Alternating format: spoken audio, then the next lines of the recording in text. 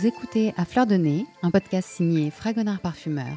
Je suis Charlotte Urbain et ensemble nous allons explorer les secrets de notre nez.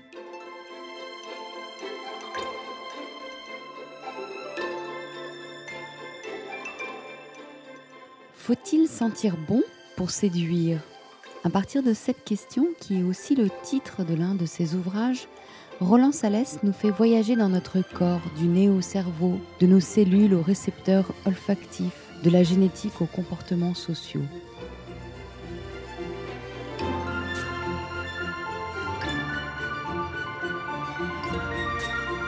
Il est ingénieur agronome et ancien directeur du laboratoire de neurobiologie de l'olfaction à l'INRA et il nous explique tout dans ce 7e podcast à Fleur de Nez.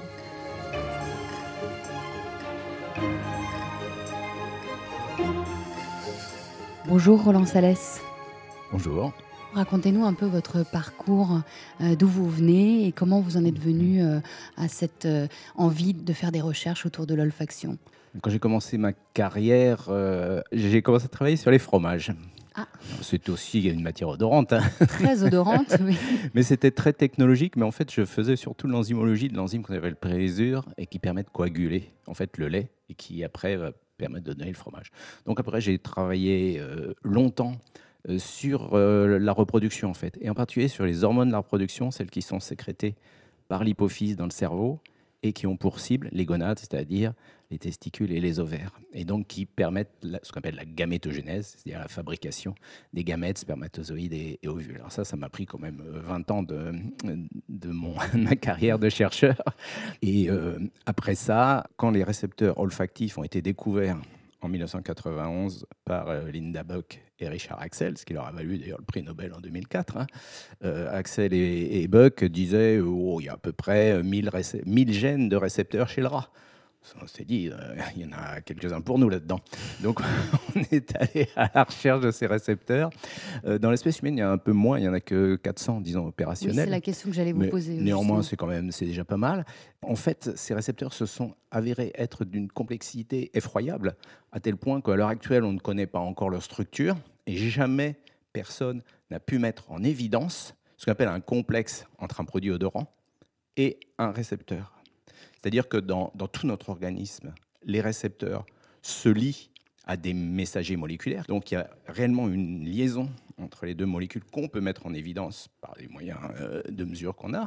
Et là, pour les récepteurs olfactifs, on ne peut voir que la réponse des cellules qui portent ces récepteurs, mais pas le complexe entre l'odorant et le récepteur lui-même. Ce qui pose toujours la question, disons, de cette étape intermédiaire, qui est l'étape clé, en fait, de la sélectivité entre les odorants, les produits odorants et les récepteurs. On ne sait toujours pas aujourd'hui. Alors, on a beaucoup de moyens maintenant, et en particulier des moyens théoriques qui permettent de faire des modèles moléculaires. C'est très enrichissant, parce que ces modèles moléculaires, même si on n'a pas la preuve que l'interaction existe, ces modèles moléculaires nous donnent des pistes pour découvrir justement ces interactions.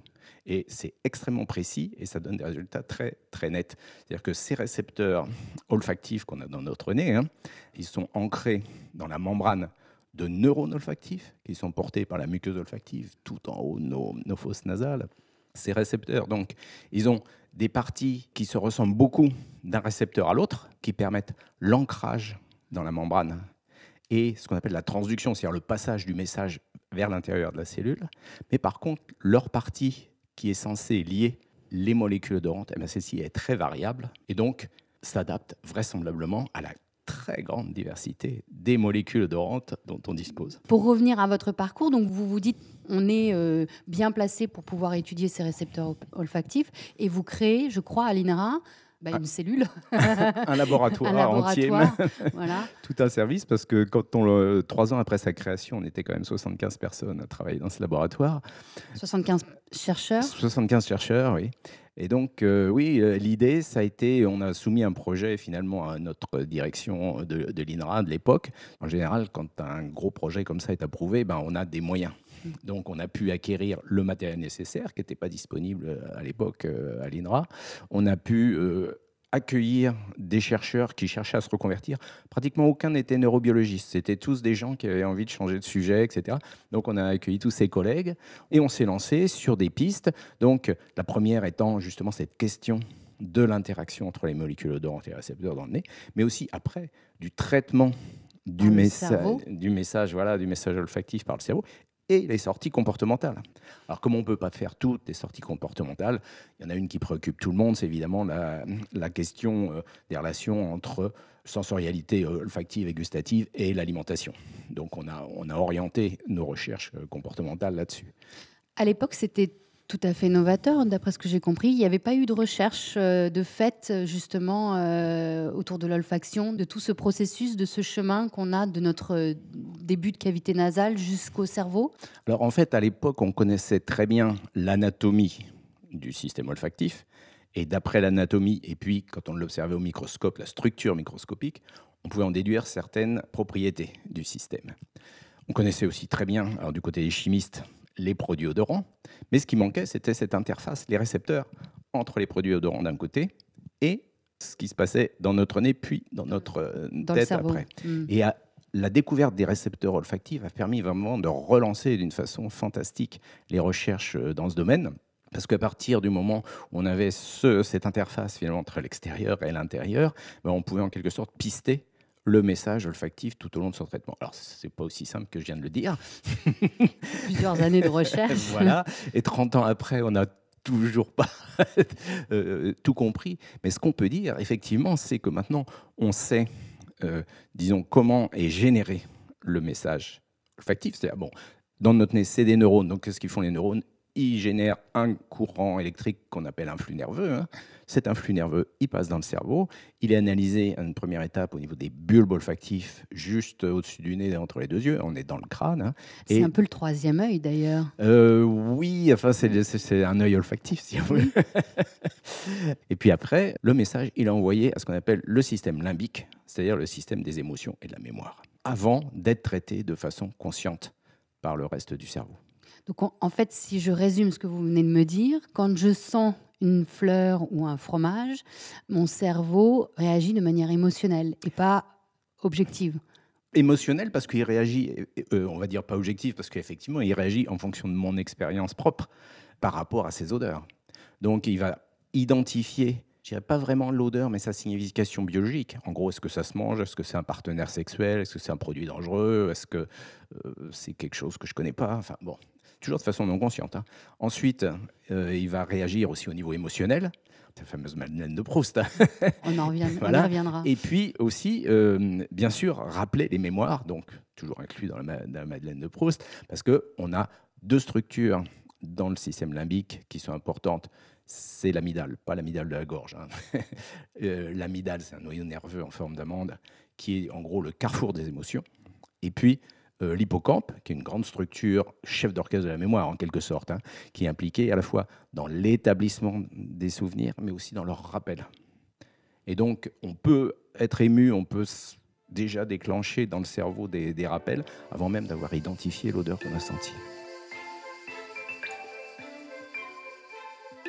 Vos recherches, aujourd'hui, vous les trouvez abouties ou vous avez envie d'aller plus loin? On n'est jamais satisfait quand on est chercheur. C'est le principe d'être chercheur, c'est de continuer à chercher. Voilà, c'est ça. C'est-à-dire ce que je vois se développer actuellement, c'est par exemple un très grand approfondissement de l'étude de ce qu'on appelle les relations structure-fonction des récepteurs olfactifs. Ces récepteurs, pour fonctionner, ils ont besoin d'une part de reconnaître des molécules chimiques odorantes et deuxièmement de transmettre le message à l'intérieur du neurone qui ensuite va envoyer un courant électrique. Ça, c'est la première étape. La deuxième, c'est l'extraordinaire complexité du message. C'est-à-dire qu'une odeur, c'est composé de centaines, voire de milliers de produits chimiques différents. Alors dedans, tous ne sont pas forcément odorants, mais il y en a beaucoup qui sont odorants. Donc comment le cerveau va-t-il traiter le message pour distinguer éventuellement deux messages extrêmement proches?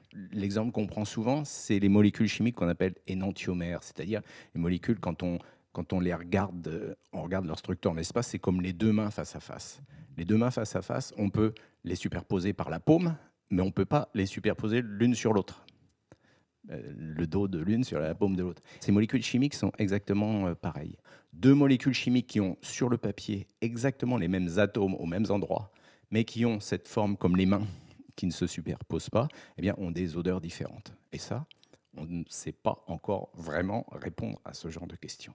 Et est-ce qu'on a une idée de ce mécanisme chez les animaux? Est-ce qu'il est différent chez les humains et chez les animaux? Est-ce que vous avez... Alors, chez les vertébrés, c'est exactement le même mécanisme. On a tous hérité depuis nos ancêtres, les poissons, d'un système olfactif qui évolutivement est complètement relié. On a même hérité d'une centaine de gènes de récepteurs olfactifs de nos ancêtres, les poissons, qui sentent dans l'eau, hein. Ça peut paraître Complètement étrange. étrange, oui. Parce que nous, par contre, on est incapable de sentir dans l'eau. Ah, alors ça, je n'en suis pas sûr. J'ai pas vu beaucoup d'expériences dans la littérature, mais personnellement, quand je vais à la piscine, moi, je sens dans l'eau. Alors, est-ce qu'on peut se dire qu'on sent dans l'eau ou est-ce qu'on sent le chlore quand on sort la tête de l'eau? Pas que le chlore. Les gens qui ont ces boissons énergisantes, vous savez, parfumées à l'orange, au citron, etc., quand elles en boivent sur le bord, moi, je les sens dans l'eau. Ah, donc les odeurs pénètrent Oui, l'eau. oui, tout à fait. Et en fait, c'est pas si étrange. Le fœtus, le bébé, dans le ventre de sa mère, il est dans l'eau et son odorat fonctionne. Il baigne dans l'eau. À partir de quel âge on... Disons, on dit que le dernier tiers de la grossesse, les 3 derniers mois, le bébé sent, mais le système olfactif est déjà connecté. Ça veut dire qu'il est fonctionnel parce que souvent il y a des bouchons nasaux du fœtus qui empêchent la circulation du liquide amniotique. Mais sinon, à 6 mois, il est fonctionnel. Et donc le bébé sent dans l'eau et se constitue déjà sa mémoire olfactive. Et c'est ça qui est important. Parce que, évidemment, il va reconnaître l'odeur de sa mère, y compris après la naissance. C'est extrêmement important dans le rapport qui va s'établir après. Mais aussi, c'est une odeur qu'on n'oublie pas de toute sa vie. Ce qui signifie que le liquide amniotique porte l'odeur de la mère. C'est-à-dire que l'odeur d'une maman, c'est sa sueur, j'imagine, sa peau. Donc c'est la même. Elle a un code génétique, cette odeur? Alors, les odeurs corporelles, c'est assez complexe. Au dernier recensement, on aurait trouvé presque 2000 molécules différentes dans le bouquet humain.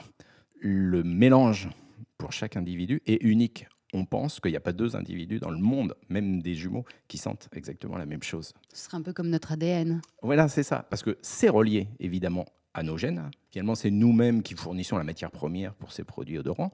C'est relié aussi, bien sûr, à notre âge, en fonction de l'état hormonal, de l'état de croissance, etc. C'est relié aux bactéries qu'on héberge. L'essentiel de la production de nos odeurs corporelles, c'est les bactéries. Notre sueur, pratiquement, quand elle sort des glandes sudoripares, elle ne sent pas grand-chose. Par contre, dès que les bactéries s'en emparent, alors là, c'est une débauche de produits volatiles plus ou moins odorants ou malodorants. Et donc, on a une signature individuelle. Alors, ça dépend de ce qu'on mange, ça dépend de notre état de santé. Moi, je milite beaucoup pour le diagnostic olfactif. Ça a fait partie de vos recherches, justement? Oui, oui. Je sais qu'il existe aujourd'hui des nez électroniques. Alors, comment ça fonctionne? Expliquez-nous un peu. Vous connaissez un peu ce... Oui, bien sûr, parce qu'au labo, on en avait fait, finalement. Alors, nous, on voulait faire des nez bioélectroniques. C'est-à-dire que l'interface de capture des produits odorants, c'était des récepteurs olfactifs biologiques qu'on produisait nous-mêmes en culture de cellules et puis qu'on étalait sur des électrodes. Mais disons, dans leur principe, quand vous avez un conducteur électrique et que vous pouvez analyser le courant qui passe dedans, on s'aperçoit qu'en particulier, la fréquence de passage du courant varie en fonction des molécules qui se collent à la surface du conducteur. Évidemment, là, on ne le fait pas pour un conducteur, on en met des dizaines ou des centaines en parallèle, et puis on fait passer dessus le courant d'air à analyser portant les odeurs. Et c'est assez extraordinaire parce que ces appareils sont capables d'apprentissage, donc on peut leur donner des signatures de référence. Et elles vont les identifier. Alors, ces appareils ne font pas l'analyse chimique. On ne peut pas vous dire... C'est pas un chromatographe. C'est pas un chromatographe. Ça donne, je dirais, une espèce de portrait robot, finalement, mais qui est remarquablement stable. Et puis, moi, ça m'a passionné parce qu'on peut faire vraiment du diagnostic de maladie avec ça. C'est-à-dire que simplement, dans l'haleine expirée, on peut diagnostiquer des maladies qui n'ont rien à voir avec les poumons, qui peuvent être des maladies aussi bien des cancers, des maladies infectieuses, des maladies inflammatoires, des maladies neuronales. J'avais entendu que les chiens aussi étaient capables de détecter justement ce type de maladie. Tout à fait. Les chiens sont remarquables. Alors eux, je dirais d'une certaine façon, il n'y a pas besoin de leur apprendre puisqu'ils savent déjà. Mais ce qui est extraordinaire dans les chiens, c'est qu'en plus, ils ont évidemment un cerveau derrière. C'est-à-dire qu'ils sont capables, quand on les met sur une trace, bon, de reconnaître la trace au sol, ce qui est déjà remarquable parce qu'il y a Nous, on plein serait de gens pas qui sont capable. passés. Oui, voilà. Je vais vous raconter une histoire après, justement. Nous, on arrive à faire des choses. Donc, les chiens, non seulement ils reconnaissent la trace au sol, mais si la personne, par exemple, est montée dans une voiture, ils sont encore capables de suivre la piste du substitut, c'est-à-dire de la voiture. Alors, peut-être pas très loin, mais n'empêche qu'ils sont capables de faire cette détection. Mais ça, je pense qu'avec les nez électroniques, on ne joue pas dans la même course, si vous voulez, parce que en détection de pathologie, il faut plutôt qu'il soit généraliste d'une certaine façon, parce qu'on ne sait pas a priori quelle maladie on peut avoir. Mais si c'était généralisé, c'est vraiment des méthodes pas chères, puisque c'est un petit circuit électronique, hein. On pourrait même le planter sur son téléphone, on souffle dessus, on envoie le diagnostic à son médecin. Donc au moins, pour la détection précoce, le suivi des malades, etc., c'est un moyen vraiment extraordinaire. Et alors pourquoi l'haleine, je me demandais, plus Alors, que la sueur, en fait, c'est peut-être plus facile à collecter de façon standard, au moins en milieu hospitalier pour le moment, hein. C'est-à-dire qu'on collecte dans des ballons en millard, et puis ces ballons ils peuvent être expédiés dans un laboratoire d'analyse. Donc ça, c'est une facilité. Alors pourquoi par rapport à la sueur? C'est parce que on peut penser que la sueur, elle est un petit peu, enfin même très polluée par beaucoup d'autres choses de l'environnement. Les savons, les parfums, les bactéries qui ne sont pas les mêmes pour tout le monde. Donc ça augmente le nombre de variables. Alors que dans la laine, finalement, c'est vraiment le produit du patient. je sais pas si je fais une digression, mais est-ce que dans l'histoire de la médecine, les médecins, alors moi je pense notamment au Moyen Âge où on avait ces médecins avec ces masques au nez très protubérants. En réalité, ils avaient au fond de leur masque des herbes, je crois, C'est hein, ça, pour les oui, protéger oui. des maladies. Mais est-ce que les médecins ne sentaient pas leurs Même malades? les anciens Grecs, enfin, utilisaient l'odorat, ils n'avaient pas autre chose, hein, ils n'avaient pas des moyens d'analyse comme on en a maintenant. Donc tous les sens étaient mis à contribution. Toucher, voir, sentir, goûter, même hein, les urines des malades, on peut toujours faire des diagnostics à partir de ça. L'ancienne, très ancienne médecine connaissait. Il y a eu quand même tout ce passage où on a considéré que c'était les miasmes, les mauvaises odeurs qui portaient la maladie. Ce n'était pas tout à fait faux, parce qu'il y avait aussi les bactéries qui venaient avec, mais à considérer ça, on se protégeait contre l'odeur et non pas contre vraiment la source. Et donc, on pouvait attraper la maladie quand même. Et puis toutes les recettes de grand-mère, la vinaigre des 4 voleurs, etc., tout ça, c'est complètement folklorique.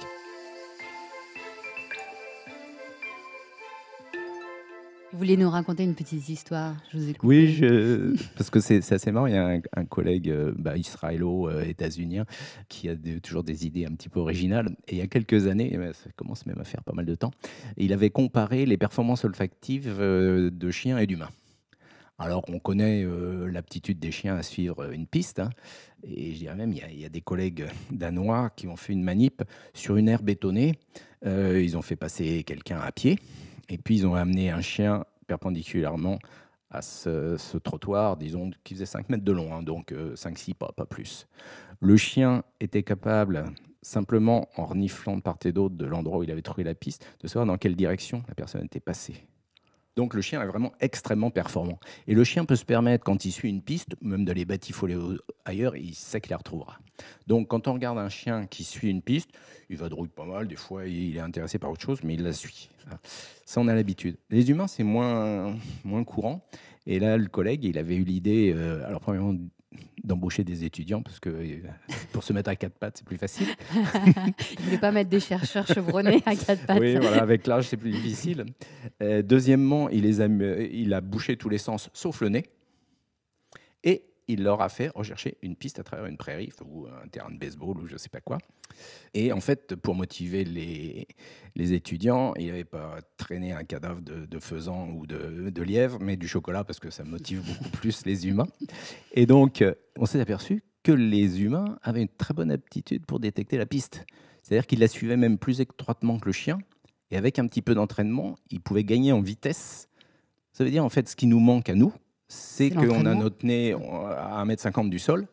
Toutes les traces intéressantes du passage de nos congénères, etc., elles sont au sol. Évidemment, on n'est pas tout le temps à quatre pattes pour les renifler. Par contre, on peut suivre quelqu'un à la trace grâce à son parfum. Alors oui, le fameux sillage. C'est ça. Alors là, les parfumeurs travaillent beaucoup le sillage, évidemment. Alors c'est une caractéristique qui, à mon sens, a double tranchant. C'est-à-dire qu'il y a évidemment l'effet surprise. Quand on croise quelqu'un, et puis bon, évidemment, si la personne nous plaît, on peut essayer de la suivre. Ça laisse une trace. Et puis d'autre part, il y a quand même un effet qui est un petit peu de s'imposer en quelque sorte au milieu d'une foule qui peut être dérangeant. Et je pense en particulier dans les salles de spectacle où il y a même des associations, pas tellement en Europe, mais en Amérique, qui se sont constituées pour empêcher les gens de se parfumer quand ils vont au théâtre, à l'opéra ou au cinéma, parce que ça peut déranger. Et il y a des gens qui sont très sensibles à ça. Hein. Vous avez fait un ouvrage qui s'appelle « Faut-il sentir bon pour séduire ?», qui est autour de 120 questions clés. Moi, j'ai été très impressionnée par votre côté très polymorphe. En fait, vous êtes chercheur polymorphe, c'est-à-dire que vous avez touché un peu à tout. L'olfaction, vous l'avez vu dans sa globalité, à la fois d'un aspect très scientifique, mais aussi sur les mécanismes dont vous nous avez parlé au départ, comment on respire et l'odeur qui chemine jusqu'à notre cerveau, mais sur le comportement humain, sur nos relations sociales, jusqu'à la séduction de l'un et de l'autre. Alors, pour la petite anecdote, j'ai beaucoup aimé votre clin d'œil à Gainsbourg, puisque vous avez la question « Faut-il sentir bon pour séduire ?» est en question 69. Ça, c'est presque un hasard. Mais ça, c'est un coup de l'éditeur. Ça. Ah. Le titre aussi, d'ailleurs. Il a choisi cette question-là parmi toutes les questions. Parmi 120 questions. Et c'est vrai qu'elle nous parle beaucoup parce qu'on se parfume souvent pour séduire. Bien sûr. Et en réalité, notre propre odeur est déjà une arme de séduction massive. Ou de répulsion. Ou de répulsion. Oui, tout à fait. Parce que, outre, je dirais, les odeurs générales qui sont produites par notre corps et par nos bactéries, il y a aussi les odeurs des stéroïdes sexuels, donc qui sont là des odeurs marquées sexuellement, donc les androgènes pour les hommes, les estrogènes pour les femmes. Et donc ces odeurs, elles sont même dans le cerveau de l'espèce humaine l'objet d'un traitement spécifique.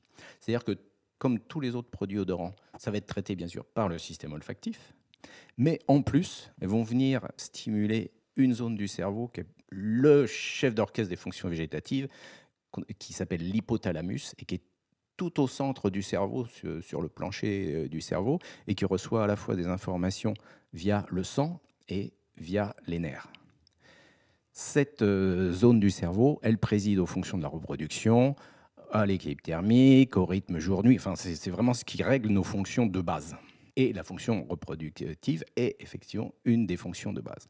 Donc, dans l'espèce humaine, il n'y a pas ce qu'on peut appeler une phéromone, c'est-à-dire que l'odeur sexuelle de l'autre ne va pas déclencher automatiquement le coït, le rapprochement sexuel, mais elle va, en quelque sorte, basculer l'hypothalamus dans la position où il peut commander une excitation liée à l'acte sexuel. Alors, ce n'est pas directement les hormones de la reproduction, c'est ce qu'on appelle le système neurovégétatif, d'une part, et puis la production éventuellement d'ocytocine, qui est, on l'appelle un peu abusivement l'hormone de l'amour, mais enfin bon, c'est l'hormone de l'attachement, hein. Elle joue un rôle très important dans la relation mère-enfant. Cette production d'ocytocine, effectivement, on va dire, favorise le rapprochement, favorise la confiance en l'autre, etc. Donc, il y a vraiment une sensibilité chimique chez l'homme aux odeurs sexuelles, mais pas de phéromones. C'est-à-dire, on n'est pas des papillons de nuit. Quand le mâle sent la femelle, il fait rien d'autre, il boit plus, il mange plus, il vole à la femelle pour aller s'accoupler. Oui, on est un peu plus évolué qu'un papillon. Voilà, et puis dans l'espèce humaine, il y a tellement d'autres déterminants au rapprochement sexuel que les mécanismes biologiques de base peuvent être complètement surpassés par les déterminants sociaux. C'est pas seulement vrai pour la reproduction, hein, c'est vrai pour la nourriture, c'est vrai. On est des animaux sociaux avant tout. La récompense apportée par la reconnaissance sociale est supérieure dans notre cerveau à toute autre récompense.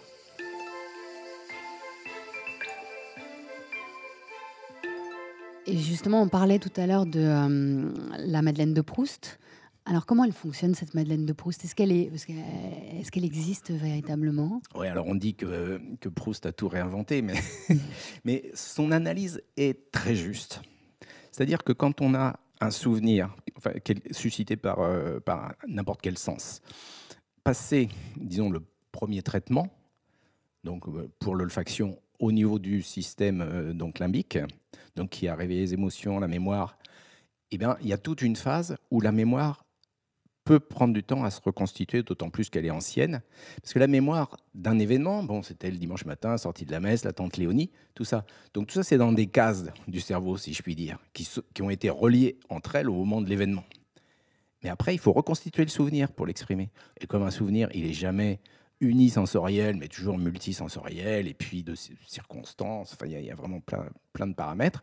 Pour reconstituer le souvenir, il faut du temps. Et ça, Proust le décrit vraiment très très bien.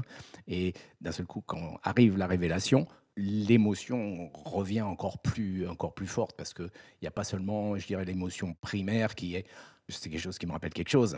Ça me rappelle vraiment ça et mes relations avec la tante Léonie, avec cette enfance, etc.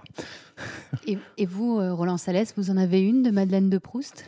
Ben, c'est une question qu'on me pose souvent. Et moi, il y a certaines odeurs que j'aime bien. Enfin, vraiment, même je les recherche. C'est par exemple les fleurs de tilleul au début juin. Là où je travaillais, il y avait une allée de tilleul à l'entrée. Alors quand je dis ça aux collègues, ils me disent, mais comment tu fais pour sentir ça? C'est vrai que c'est un parfum très fin, mais en même temps, Oui, il peut être assez lourd il peut assez, oui, quand oui. il fait chaud. Tout ça, hein. Et il me dit, c'est parce que moi, je viens travailler en vélo. Donc quand je prends l'allée, j'ai tout le temps de sentir. Vous rentrez en voiture, vous ne sentez pas. Vous voyez de quoi on se prive en roulant en voiture. C'est sûr. L'olfaction, pour vous, d'avoir tant d'années fait ces recherches autour de l'olfaction, est-ce que vous avez l'impression que votre nez a changé, ou est-ce que vous sentez différemment, ou est-ce que vous percevez plus d'odeurs? Est-ce que vous avez l'impression de l'avoir entraîné? Oui, sans doute. Alors, j'étais totalement inculte, hein, au début de la recherche. Moi, j'étais vraiment dans les processus, mécanismes physico-chimiques, biologiques, cellulaires.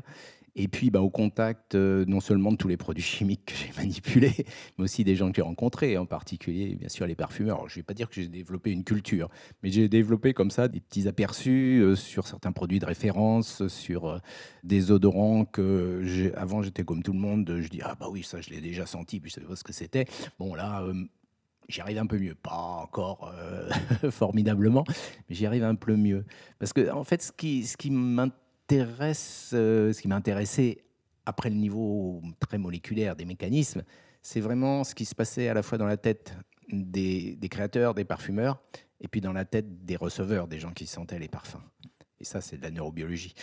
Moi, je me suis souvent fait la réflexion que depuis que je travaille dans le parfum, en fait, je fais plus attention à ce que je sens. Et tout simplement, ça m'apporte souvent beaucoup de bonheur de tout d'un coup me dire: «Ah tiens, ici, ça sent bon», et d'en profiter, de faire une pause, ou de m'approcher d'une fleur, d'un fruit, et d'électer ce moment olfactif, tout simplement. Mmh. Oui, tout à fait. Je pense que ça, et c'est pour ça d'ailleurs qu'on a fondé cette association Nez en herbe. J'allais y venir. C'est parce que finalement, on n'apprend pas du tout aux petits-enfants à se serrer de leur nez. Ils l'apprennent parce que bien sûr, on sent comme on respire. Mmh. Mais en même temps, on ne donne aucun qualificatif, on ne dit pas, à la limite, c'est même pas ce que ça sent, c'est simplement ça sent quelque chose, et c'est pareil ou c'est différent de mon souvenir ou de la chose d'à côté, enfin, etc. Donc on leur fait faire par exemple des tests, et dès 6 mois, ils en sont capables, même peut-être avant, de discriminer entre deux odeurs différentes, et où ils savent retrouver deux odeurs identiques. Donc on arrive très bien, oui, à éduquer son nez et à prendre du plaisir. Hein. Alors on prend le plaisir simplement en sentant l'environnement, éventuellement en sentant les autres, et puis aussi quand on mange, hein, parce que la rétro-olfaction dans la gastronomie, c'est ce qu'il y a de plus important. Oui, c'est ce que d'ailleurs l'anosmie aujourd'hui, dont on a beaucoup parlé dans le cadre du Covid, on en a parlé alors qu'avant on n'en parlait pas trop. Ça peut rendre dépressif parce qu'en fait, non seulement vous sentez plus les êtres que vous aimez, mais vous sentez plus ce que vous mangez, donc vous n'avez plus de plaisir dans la dégustation d'un plat, d'un dessert. Oui, tout à fait. Et les gens qui deviennent anosmiques en définitif montrent souvent des signes de dépression, mais quand ils s'en sortent, ils déploient une stratégie pour essayer de retrouver les sensations d'avant. Ils peuvent faire eux-mêmes leur cuisine. Alors souvent, ils mettent plus de condiments, enfin, des choses qui stimulent le système trigéminal et non plus le système olfactif. Et ils peuvent, disons, prendre le temps de faire attention à ce qu'ils mangent, parce que quand même en bouche, il y a quand même pas mal de sensations, même s'il manque les odeurs.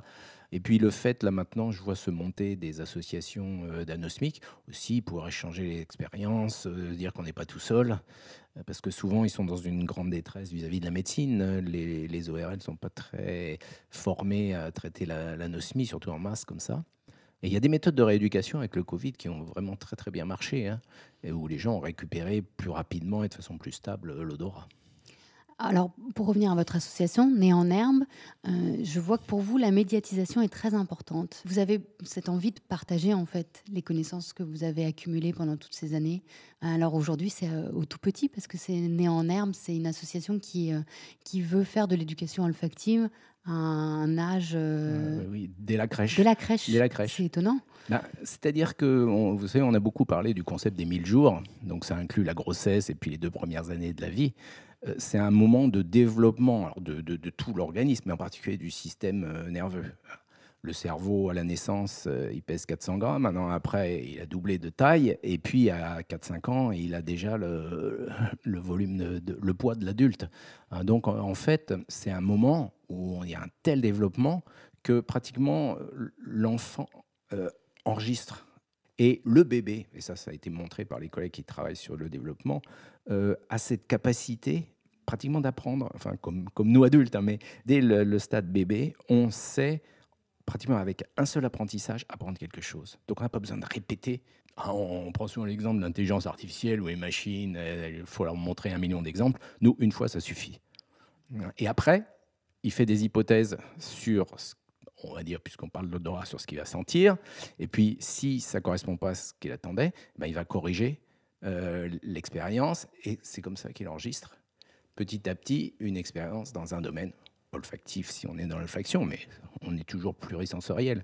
Et l'attention conjointe entre l'encadrant ou le parent qui joue avec l'enfant est extraordinairement importante. Et votre souhait le plus cher pour les prochaines années, justement en termes de recherche olfactive ou d'éducation olfactive? Oui, je pense, enfin, j'ai toujours pensé que l'éducation est vraiment fondamentale. Et cette éducation, on l'aurait eu, par exemple, pour introduire plus précocement le diagnostic olfactif des maladies. Il n'y aurait pas eu cette, c'est même pas de l'indifférence, enfin, c'est pas d'indifférence au sens hostilité. La suspicion?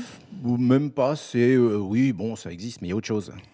Or, à mon sens, c'est vraiment quelque chose, encore une fois, qui est pas cher, qui peut se faire à la maison, qui est disponible pour tout le monde. Et ça pourrait être appliqué vraiment dans beaucoup de pathologies, et surtout avec une détection précoce. C'est ça le problème pour beaucoup de pathologies. Donc, si on était préparé à ça, je pense qu'il n'y aurait pas cette... on va dire ce manque d'enthousiasme, on va dire, pour accueillir ces méthodes. Et puis, l'art olfactif, on parle souvent de la parfumerie.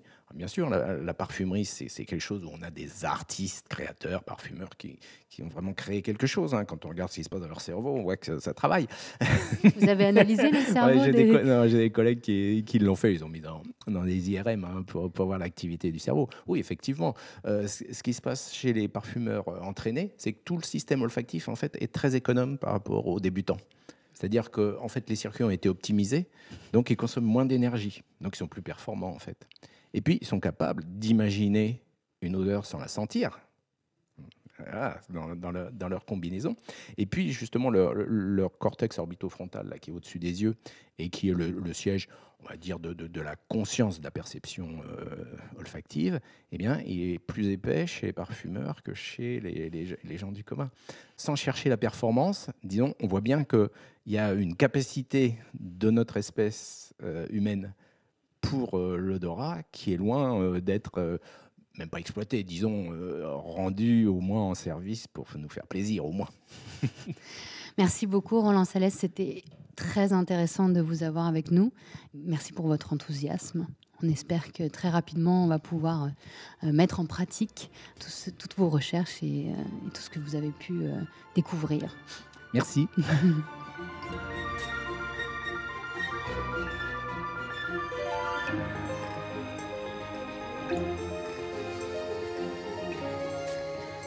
Pour ceux qui souhaitent en quelque sorte continuer la conversation, je vous recommande très fortement la lecture de l'ouvrage de Roland Salès, Faut-il sentir bon pour séduire ? 120 clés pour comprendre les odeurs, un ouvrage aux éditions Coué. Et j'en profite pour vous annoncer la sortie imminente de son dernier ouvrage dont il corrige en ce moment même les épreuves et qui s'intitule Le cerveau cuisinier, petite leçon de neurogastronomie.